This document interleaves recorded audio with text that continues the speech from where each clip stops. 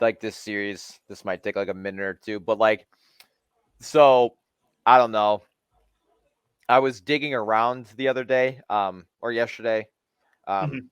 to find this because I knew I had it, but Yeah. like so many people I think like devote like themselves to like something. Like there's always something that you devote yourself to, and I devoted my life to the Bucks and the Brewers, Yeah. and like no matter what, like I will like there you couldn't pay me any amount of money to like switch, Mm. and I just remember like my dad would take my like me to like these Bucks things growing up, and it's like this is what I want to focus on, and like it was like 2005 is like when I really had like the memory. I found this. All right, I'm gonna read off some names.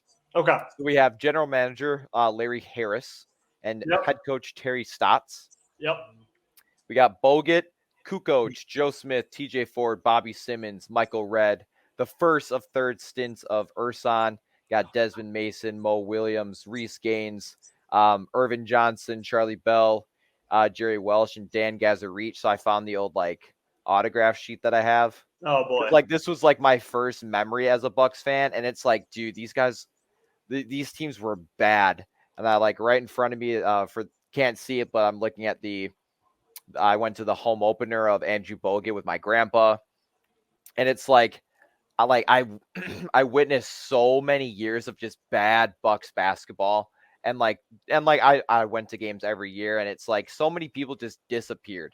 Like Yeah. all the Bucks fans were just not existent, and but I still went every year because it was a fun thing to do with my dad and then eventually younger brother.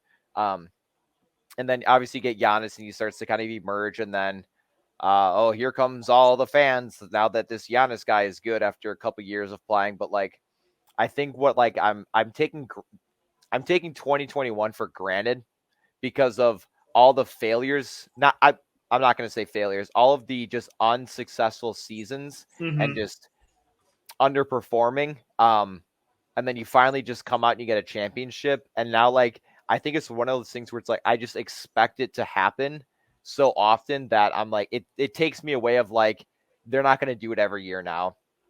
This could be potentially the only one they get for another who knows how long.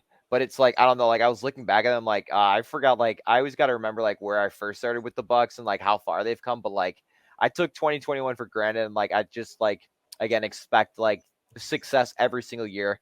That doesn't mean win the finals every year because that's Hmm. unrealistic. You can't just win every single year. Um, but I don't know. It just like made me think of like 2021 was great, and I'll like cherish that moment with my brother and my dad for like as long as we live. But like I don't know. It's one of those things where it's like it sucks to like lose like this, but just kind of like thinking back of like where it all started and why I got into it. But Yeah. yeah, it was an interesting series. But like yeah, I just again we were so bad 20 years ago, and it's just good to see success back in the Bucks again now.